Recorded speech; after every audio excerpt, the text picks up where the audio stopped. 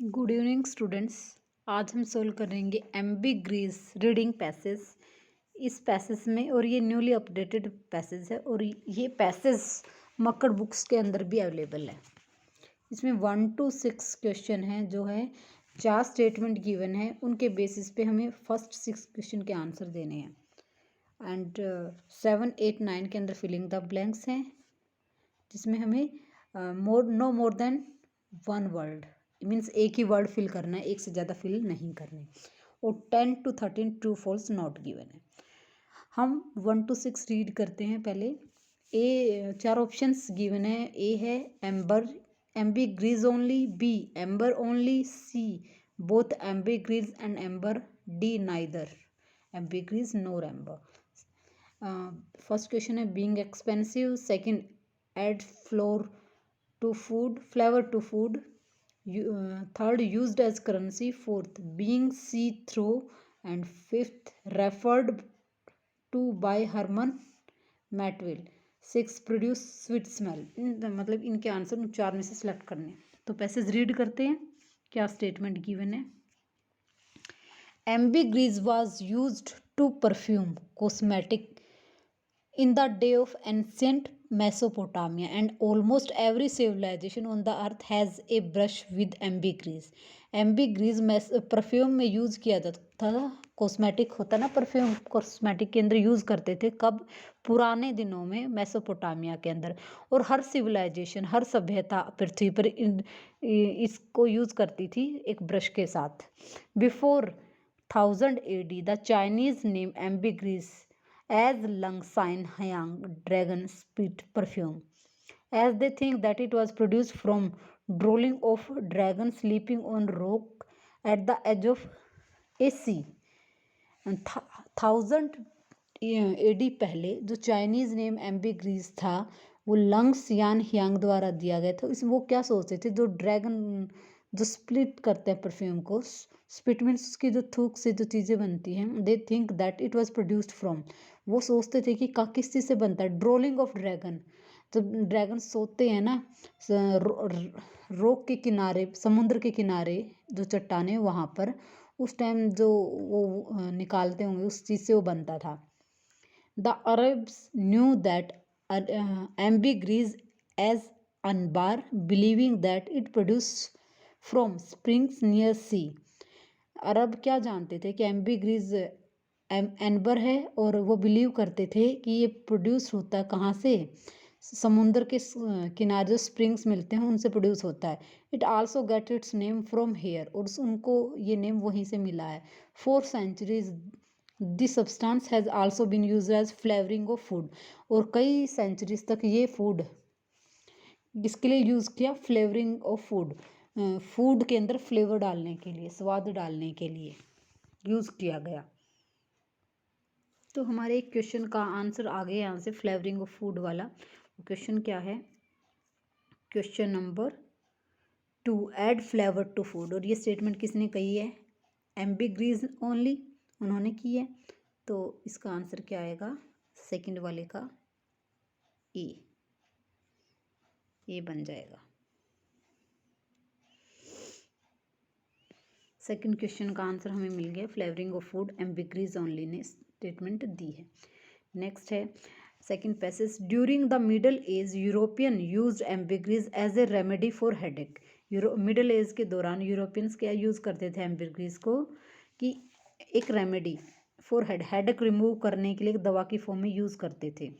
Cold, इलिप्सी and other अलाइमेंट्स, और other उसको काफ़ी सारी बीमारियों के लिए, जैसे कोल्ड, एलिप्सी और दूसरी सारी बीमारियों के लिए यूज़ करते थे। And in the 1851 whaling novel Moby Dick, Herman Melville claimed that ambergris was largely used in perfume। उन साइंटिस्ट ने क्या कहा कि एम्बिग्रीस को बहुत ज़्यादा अमाउंट में परफ्यूम में यूज़ किया जाता था। But nobody ever knew that where it really came from, परंतु यह कोई नहीं जानता था कि ये चीज़ कहाँ से आती है। Expert were still guessing its origin thousand of years later, जो एक्सपर्ट्स थे उन्होंने भी गैस किया हजारों साल के बाद, until the long age of the guesswork ended in 1720। उन्होंने 1720 से पहले वो गैस करते रहते थे। When Nantucket whaler found gobs of the costly metal inside the stomach of sperm whale, जब तक जो व्हेलर्स था उसने क्या किया, बहुत ज़्यादा, गोब्स ऑफ का मतलब होता है एलोट्स ऑफ, मीन्स बहुत ज़्यादा अमाउंट में, जब उन्होंने स्पर्म व्हेल के अंदर, उसके पेट के अंदर काफ़ी कॉस्टली मटेरियल मिला, उस तब उन्हें पता चला ये कहाँ से प्रोड्यूस होता है। Industrial whaling quickly burgeoned by 20th century ambergris is mainly received from the inside the carcasses of sperm whale. 20वीं सेंचुरी तक क्या इसको क्या रिकवर्ड किया गया, कहाँ से, स्पर्म व्हेल्स तक से इसको रिकवर किया गया, मीन्स इनको बेचकर उसको यूज किया जाता था, वहाँ से उसको प्रोड्यूस करते थे। तो यानी ये कॉस्टली मटेरियल था। अब कॉस्टली मटेरियल से रिलेटेड देखते हैं कोई क्वेश्चन है या नहीं है।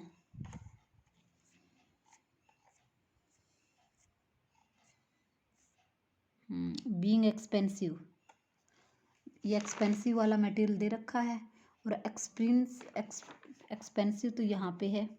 एम्बिग्रीज ने तो स्टेटमेंट दे दी, आगे भी पढ़ते हैं कि अगर उसने दे रख कहीं पर और भी दे रखा होगा तो ठीक है, अदरवाइज यहाँ तक तो इसका आंसर ए तो लग ही रहा है।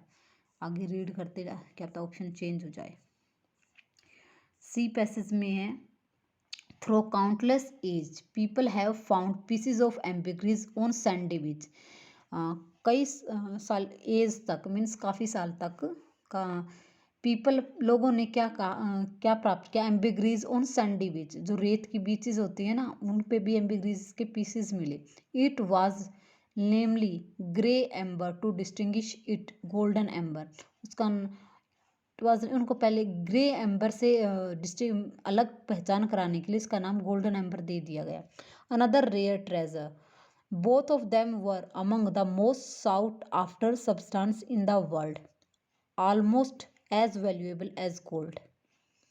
अब ये बातें किसने कही हैं, एम्बर्स ने की हैं, ठीक है। ऊपर एम्बिग्रीज ने कही थी कि ये दोनों के दोनों सब्सटेंस क्या थे, दिखते थे कि बहुत कीमती हैं वर्ल्ड में, इनकी वैल्यू गोल्ड के जितनी थी, मीन्स बहुत कॉस्टली थे, एक्सपेंसिव थे। एम्बिग्रीज सेल रफली 20 gram, slightly less than gold, means ambergris इसको बेचते थे लगभग $20 ग्राम, और जो दूसरे थे वो स्लाइटली, गोल्ड की कीमत कितनी थी, $30 थी, और इसकी कीमत $20 थी। इट मीन्स ये भी एक्सपेंसिव थे। तो हमारे उस क्वेश्चन का आंसर आ रहा है यहाँ से सेकंड, फर्स्ट वाले का आंसर भी क्या होगा, दोनों ने स्टेटमेंट दी है, तो फर्स्ट वाले का ऑप्शन बन जाएगा सी, ठीक है। ये स्टेटमेंट कहाँ पे है, अंडरलाइन कर देते हैं।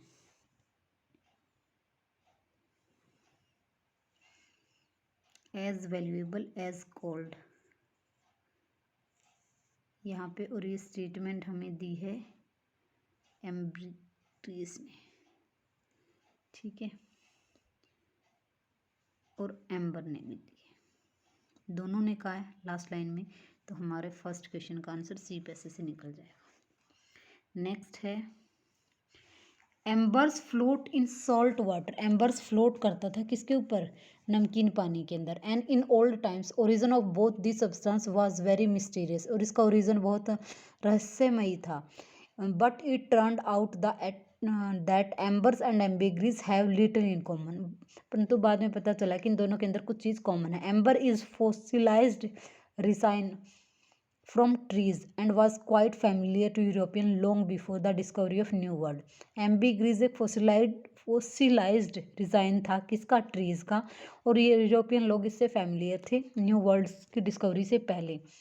एंड प्राइज्ड एज ज्वेलरी, और इसको ज्वेलरी की फॉर्म में यूज़, प्राइस मतलब इसके यूज़ करते थे। Although considered a gem, amber is hard, एक जैम एम्बर बहुत हार्ड होता था, ट्रांसपेरेंट होता था और and wholly organic material derived from the resin of extinct species of trees mainly pines. और ये कहाँ से निकाला जाता था? और ये एक ऑर्गेनिक मटेरियल था जो किससे निकाला ड्राइव किया जाता था? रिजाइन ऑफ जो स्पीसीज हम पेड़ों की वो स्पीसीज जो एक्सटिंक्ट हो गई हैं, जैसे पाइन ट्रीज है, उनसे निकाला उनके रिसाइन से निकाला जाता था। नेक्स्ट है the passage to the earliest western chroniclers ambergris were variously thought to come from the same bituminous sea found as amber from the sperm of fishes or whale। Same amber कहाँ से निकाला गया? Sperm से, किसकी? Fishes और whale की से। From the dropping of strange sea bird probably because the confusion over the included beak of the squid means जो पक्षी जो अनजान थे वो कंफ्यूजन में वो वहाँ पर पानी के अंदर डूब गए थे, उनकी बीक से भी निकाला गया ये चोंच से। और from the large hives of बीज हैविंग नियर द सी, और जो बहुत लंबी उड़ान उड़ते थे समुद्र के नज़दीक आते थे, वहाँ उनकी चोंच से भी निकाला गया। Mark polo was first western chronicler who correctly attribute ambergris to sperm whales and its vomit। Western chronicler ने इसके बारे में एग्जैक्ट इन्फॉर्मेशन दी कि एम्बीग्रीस कहाँ से निकलता है? व्हेल के स्पर्म से और उसकी वॉमिट से, उसकी उल्टी से। देखते हैं, हमने डी तक पढ़ लिए, कोई क्वेश्चन बनता हो तो देखते हैं। Used as currency gold, currency के बारे में तो अभी तक तो हमने नहीं पढ़ा, मीन्स दोनों में से किसी ने कोई स्टेटमेंट नहीं दी है, तो थर्ड का तो आंसर क्या बनेगा? डी। फोर्थ, बीइंग सी थ्रू, ट्रांसपेरेंट आया था ना, ट्रांसपेरेंट जहाँ पर था तो वो वर्ड वहाँ पे इसका आंसर है। नेक्स्ट है रेफर्ड बाय हरमन, हरमन ने किसको रेफर किया था? देखते हैं ऊपर जाके कहाँ पे था।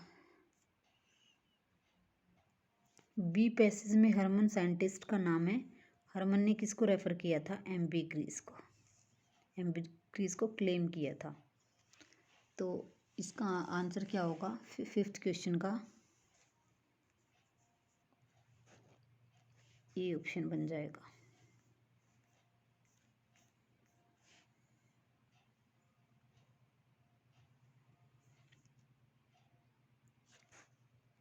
बीइंग सी थ्रू, ट्रांसपेरेंट वाली लाइन में इसका एम लाइन था सी थ्रू का, तो ट्रांसपेरेंट है यहाँ पे, और इसी लाइन में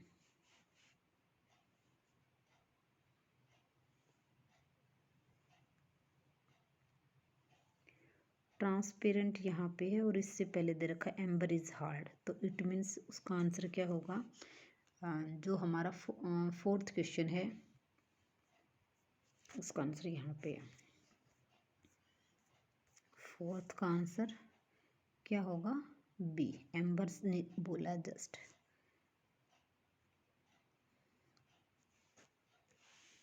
and next produce sweet smell, sweet smells के बारे में तो किसने कहा है? एम्बीग्रीस ने बोला।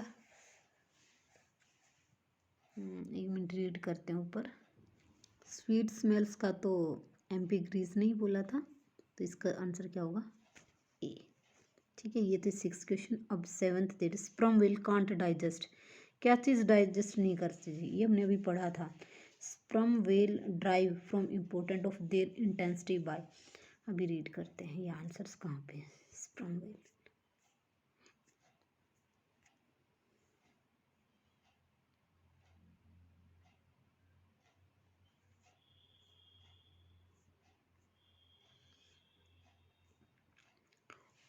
डी पैसेज हमने रीड कर लिया था, ई पैसेज रीड करते हैं।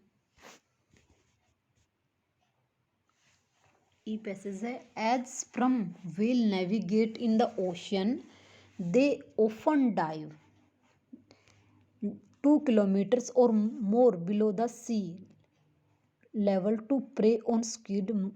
जैसे स्पर्म व्हेल जब भी ओशन समुद्र के अंदर जाती थी and they in the ocean they often dive, वो हमेशा नीचे 2 किलोमीटर तक नीचे चली जाती थी, और कई बार वो प्रे को ढूंढने के लिए और प्रे के लिए के लेवल के लिए नीचे और काफ़ी नीचे चली जाती थी। Most famously the giant squid, और कौन जाता था, जो मोस्ट फेमस स्क्विड था वो नीचे जाता था।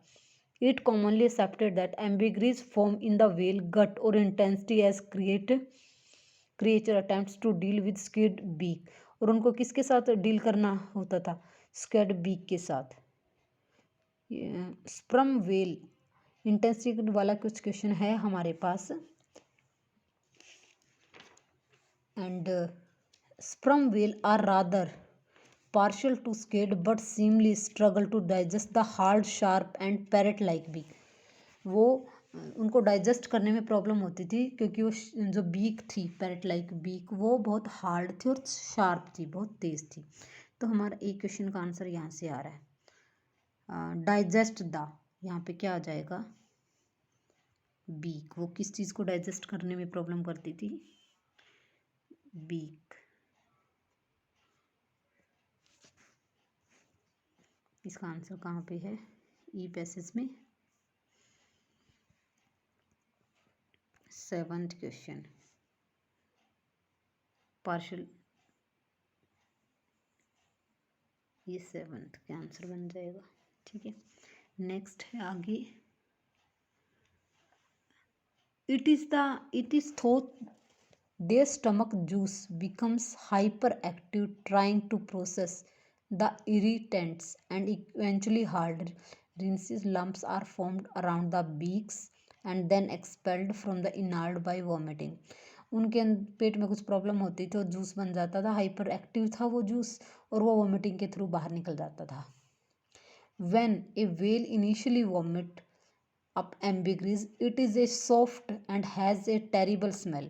जब स्टार्टिंग में वो वेल को वॉमिट आती थी तो वो जो एम्बिग्रीज थी वो बहुत सॉफ्ट होती थी और उनकी बहुत गंदी स्मेल होती थी। Some marine biologist compare its unpleasant smell of the cow dung, इनकी स्मेल काउ डंग की तरह होती थी, बहुत ही अनप्लीजेंट, मीन्स जो अच्छी नहीं होती थी, बहुत गंदी होती थी।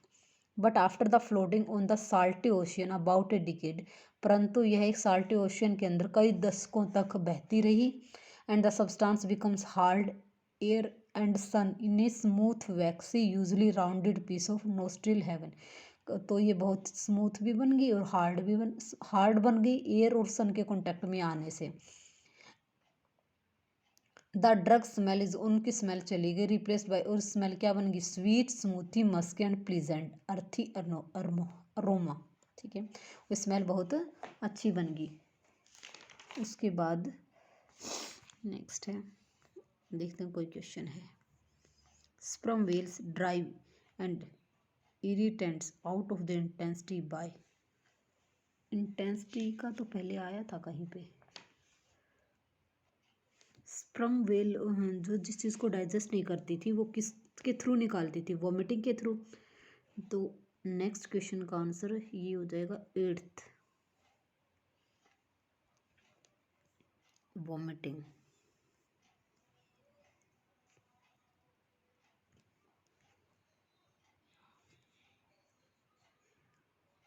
VOM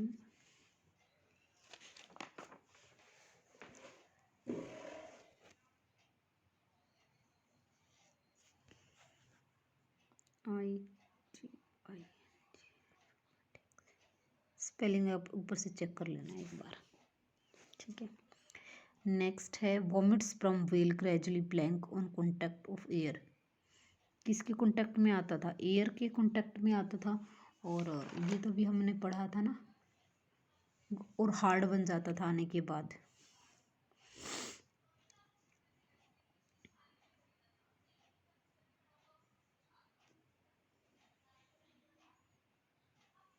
सबमरीन का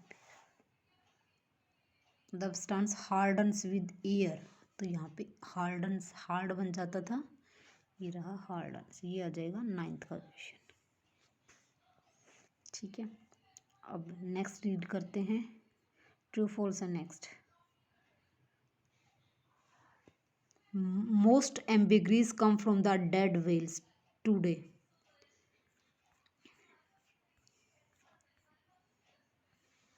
Since ambergris is derived from animals, naturally a question of ethics arises, and in the case of ambergris, it is very important to consider sperm whales are an endangered species whose population started to decline as back in the 19th century due to high demand for the highly emollient oil, and today these stocks still have not recorded. Ambergris animal से derive किया जाता था, drive from animal naturally. अब एक question arise होता है कि इन एम्बीग्रीज के केस में ये इंपॉर्टेंट अबाउट कंसिडर करना है कि स्पर्म वेल तो ख़त्म होने की कगार पे ये स्पीसीज जिसकी पॉपुलेशन बहुत डिक्रीज होनी स्टार्ट हो गई है as the back of 19th century due to high demand of their, क्योंकि उनकी हाई डिमांड थी उनके ऑयल की, एमोलेंट ऑयल की, एंड लेकिन and today they stock have not be, उनका स्टॉक रिकवर नहीं किया गया। During 1970 the save the whale movement broad plight of whale at international recognition. कुछ वेल्स को इंटरनेशनल रिकॉग्निशन के लिए मूवमेंट को खरीदा गया उनकी मूवमेंट के लिए। Many people now believe that whales saved. बहुत पीपल सोचते हैं कि वेल्स को बचाया गया है, and they could not be further from truth, परंतु ऐसा कुछ भी ट्रूथ नहीं है। All around the world whaling still exist, whale अभी भी एग्जिस्ट करती हैं। Many country continue to hunt whales in spite of international treaties to protect. कई कंट्री उसको अभी भी मार रही हैं, उनका शिकार कर रही हैं, बल्कि उनको बचाना चाहिए इसको, लेकिन फिर भी वो मार रही हैं। Many marine researcher are concerned that even the trade is naturally found ambergris can be harmful by creating further incentive to hunt whales for this valuable substance। ये जो सब्सटेंस है वो बहुत वैल्यूएबल है, लेकिन इस सब्सटेंस के लिए उनको हार्म करना बहुत गलत है। One of the form ambergris is used today as a valuable fixative in perfume and to enhance and prolong the skin. ये परफ्यूम में यूज़ किया जाता है आजकल भी, but nowadays this ambergris is rare and expensive. Ambergris बहुत rare है, बहुत कम है और महंगा है।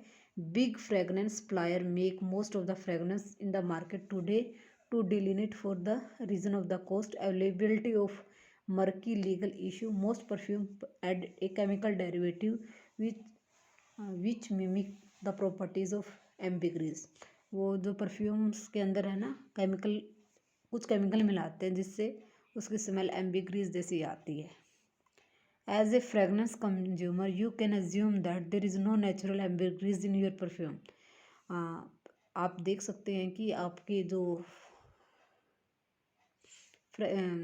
भी फ्रेगनेंस वाले सेंट वगैरह डिओ वगैरह होते हैं उनके अंदर कोई भी नेचुरल एम्बीग्रीज नहीं पाया जाता परफ्यूम के अंदर, unless the company advertise this fact and unless you can vintage fragrance created by before 1980.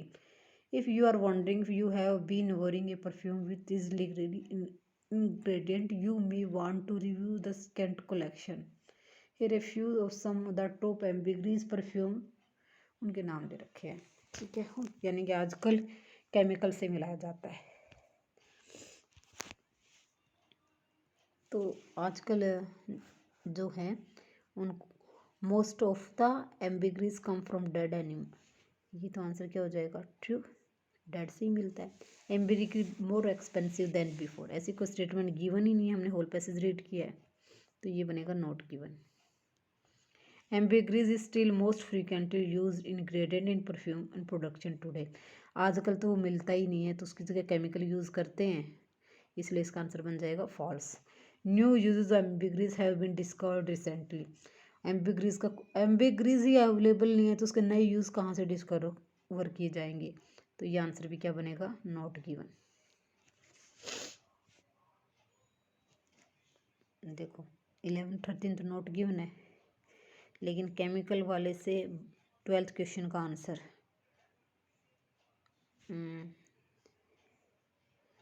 Chemical ये रहा यहाँ पे,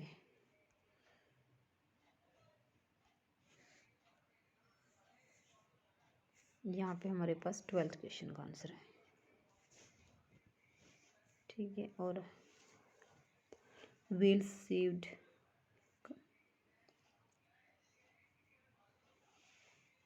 एम्बिग्रेस नेचर, इस पैसेज से यहाँ से इसका आंसर मिल रहा है, इस होल पैसेज से किसका, 10th का। ठीक है, ये था हमारा होल पैसेज जो एम्बिग्रेस हमने सोल्व किया है, और ये रिसेंटली अपडेटेड पैसेज है। ठीक है, आप इसको कर लेना, और फिर भी कोई प्रॉब्लम आए तो कमेंट में पूछ लेना। Thanks for watching my video, have a nice day, good night, please like and subscribe my channel.